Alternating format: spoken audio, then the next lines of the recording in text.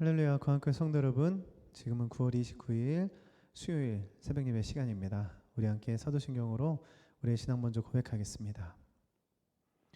전능하사 천지를 만드신 하나님 아버지를 내가 믿사오며 그 외아들 우리 주 예수 그리스도를 믿사오니 이는 성령으로 잉태하사 동정녀 마리아에게 나시고 본디오 빌라도에게 고난을 받으사 십자가에 못 박혀 죽으시고 장사지 사흘 만에 죽은 자 가운데서 다시 살아나시며 하늘에 오르사 전능하신 하나님 우편에 앉아 계시다가 저리로서 산 자와 죽은 자를 심판하러 오시리라. 성령을 믿사하며 거룩한 공예와 성도가 서로 교통하는 것과 죄를 사해 주시는 것과 몸이 다히 사는 것과 영원히 사는 것을 믿사옵나이다. 아멘. 오늘 읽으신 하나님 말씀 누가복음 22장 48절에서 23장 36절까지입니다. 누가복음 22장 48절에서 23장 36절까지고요. 저는 오늘 23장의 말씀 가지고 잠시 말씀 전하도록 하겠습니다. 벌써 이제 2021년도 9월도 지금 끝나가고 있습니다. 그렇죠? 그런데 특별히 오늘 뉴스에서도 그렇고 요즘 많이 주장하는 것이 이제 위드 코로나라는 단어 많이 들으셨죠?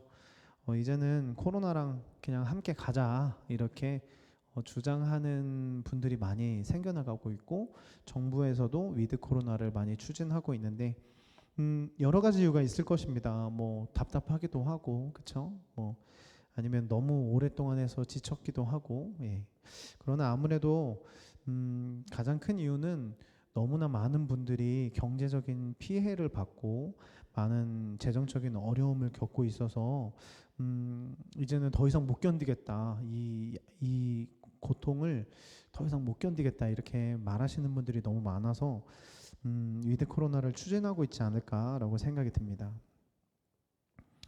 그렇습니다. 우리는 참 이 코로나 시대뿐만 아니라 우리의 인생길을 보면 참 살기 힘들다, 살기 참 버겁다, 견디기도 어렵다 이렇게 생각이 되는 경우들이 종종 있습니다.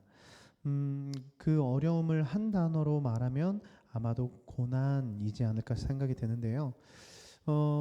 이처럼 우리에게는 모두가 다 고난이 있습니다. 이것은 뭐 하나님을 믿는다고 없어지는 것도 아니고 하나님을 믿어도 다 고난을 당하게 되어 있습니다. 그러니까 그 전에야 뭐 그냥 고난을 당하면 이놈의 세상은 요지경 뭐 이게 뭐 나의 뭐 내 팔자야 뭐 이렇게 말할 수 있지만 이제 하나님을 믿는 사람들이 고난을 당하게 되면 깊은 고뇌에 빠지게 됩니다. 하나님이 진짜 살아계실까? 어떻게 하나님이 살아계시면 이런 일이 일어날 수 있지? 이런 고뇌를 하고 또 사람들과 토의를 하기도 하죠.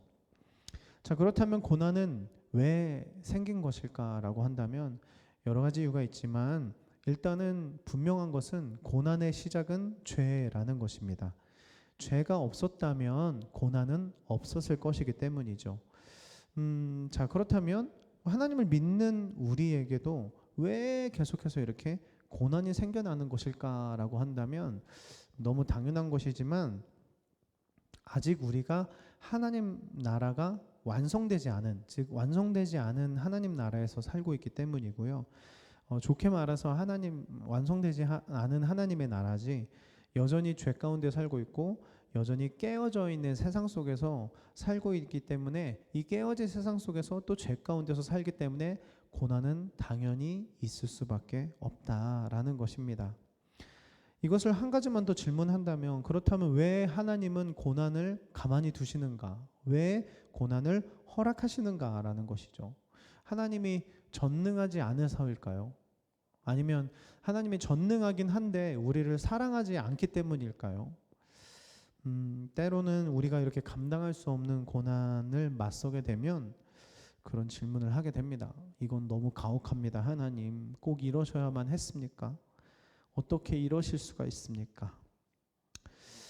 물론 우리 모두가 이렇게 정말 그냥 감당할 수 없는 고난 앞에서는 이런 마음 아픈 외침을 할 수밖에 없는데, 자, 그럴 때면 우리는 진짜 고난의 의미를 그럴 때마다 생각을 해야 하고 우리 삶 속에서 가지고 있는 고난의 의미가 무엇인가를 좀 돌아봤으면 좋겠습니다. 오늘 본문은 잘 아시는 것처럼 예수님의 고난에 대한 본문이고요.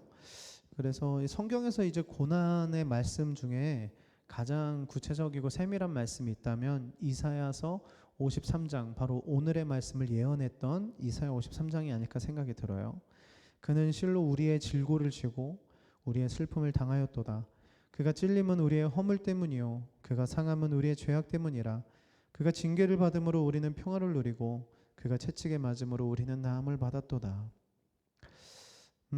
고운 모양도 없고 훌륭한 풍채도 없고 또 보기에 흠모할 만한 아름다움이 없었던 예수님, 그 예수님이 우리를 위해 질고를 지고 우리를 위해 슬픔을 당하고 우리를 위해 찔리고 상하고 징계받고 채찍에 맞으셨습니다.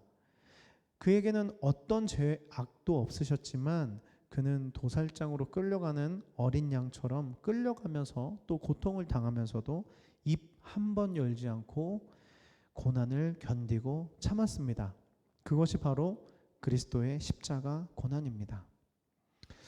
사랑하는 성도 여러분, 예수님이 십자가에 달려 죽었다. 즉 예수가 십자가에 달려 죽었다라는 것은 역사적인 사실입니다. 그러나 그 가운데에 예수님이 십자가에 달려 죽었다의 가운데에 예수님이 나를 위해 십자가에 달려 죽었다. 나를 위해 십자가에 달려 죽었다로 바뀌면 이것은 바로 역사적인 사실뿐만 아닌 그리스도인들의 고백이 될 것입니다. 예수님이 나를 위해 십자가에 달려 죽었다. 오늘 아까 방금 읽은 말씀에도 그는 실로 우리의 질고를, 우리의 슬픔을, 우리의 허물 때문이요 우리의 죄악 때문이요 우리는 나음을 받았도다. 그래서 우리는이 들어가면 고백으로 바뀐다는 것이죠. 이 진정한 고백에서 알 수 있는 것이 무엇일까? 바로 주님은 우리의 고난을 방관하는 분이 아니라는 것입니다. 주님은 고난 가운데 있는 우리를 함께 아파하시는 분이라는 겁니다. 심지어는 대신 아프기도 하시는 분입니다. 우리가 다 알 수는 없지만 이 깨어진 세상 속에서 받는 고난을 주님이 함께 겪고 계신다는 것입니다. 사랑하는 성도 여러분, 이처럼 주님은 고난을 그냥 두시지 않으십니다. 우리의 질고를, 우리의 고난을 대신 짊어지셨던 그 예수님은 지금도 우리와 함께 아파해 주신다는 겁니다. 고난은 우리 모두에게 있죠. 심지어 어떤 분들에게는 태어나면서 죽을 때까지도 평생 짊어져야 하는 고난을 갖고 계시는 분들도 계십니다. 자, 여러 가지 고난의 종류가 있지만 그 중에서도 어떤 이들은 고난 가운데서도 하나님을 기억하고 하나님을 높여드리는 삶을 사는 사람들도 있습니다. 대표적으로 사도 바울은 이런 고백을 하는데요. 나는 이제 너희를 위해 받는 괴로움을 기뻐하고 그리스도의 남은 고난을 내 육체에 채우노라. 사도 바울은 너희를 위해 받는 고난을 내가 기뻐하겠다. 그러면서 그리스도의 남은 고난을 내 몸에 채우겠다라고 말했는데, 그리스도의 남은 고난이라는 것은 그리스도가 고난을 다 당하지 못했다 이런 뜻이 아니고요. 바로 그리스도를 위해 내가 고난 받겠다라는 뜻입니다. 그리스도를 위해 고난 받겠다. 이것은 그냥 단순히 그러니까 이런 뜻인 거죠. 주님이 우리가 고난 당할 때 우리를 위해 질고를 당하고 우리를 위해 채찍을 맞고 우리를 위해 아파하셨던 것처럼 이제는 나도 주님을 위해 고난을 당하고 주님을 위해 희생을 하면서까지 주님의 아픔에 동참하겠다라는 뜻입니다. 이것은 단순히 나 힘들어 아니면 나에게 왜 이런 일이 일어나 이런 고난의 말을 한 것이 아닙니다. 바로 고난의 목적이 있는 것입니다.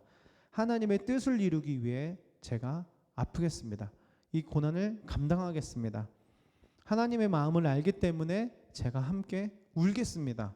하면서 기꺼이 또 자발적으로 그리스도의 고난에 동참하는 것이 바로 그리스도의 남은 고난을 말하는 것입니다. 말씀을 마무리하면서요, 하나님께서 우리에게 자유의지를 주셨습니다.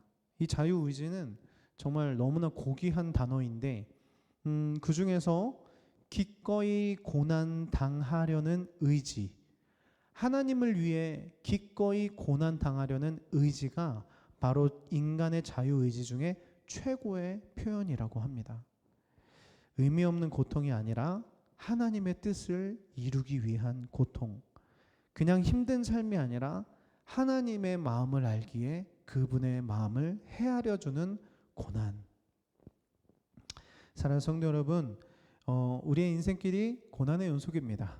그러나 그 고난의 연속 속에서 이런저런 한탄하고 그런 인생이 아니라 그 고난 속에서 어떻게 하면 하나님의 뜻을 이룰 수 있을까? 그리고 하나님의 숨겨진 뜻은 무엇일까? 더 나아가서 자발적으로 제가 당신을 위해 이 고난을 기꺼이 받아들이겠습니다. 이렇게 믿음의 고백을 할 수 있는 성숙한 우리 성도님들 또 제가 되기를 예수님의 이름으로 축복합니다. 잠시 기도드리고 예배 마치겠습니다. 주님, 인생길이 참 쉽지 않습니다. 왜 사는지 모를 때도 많고 왜 살아야 되는지 모를 때도 많고 하루하루 사는 게 견디기도 힘들 때도 사실 너무 많습니다.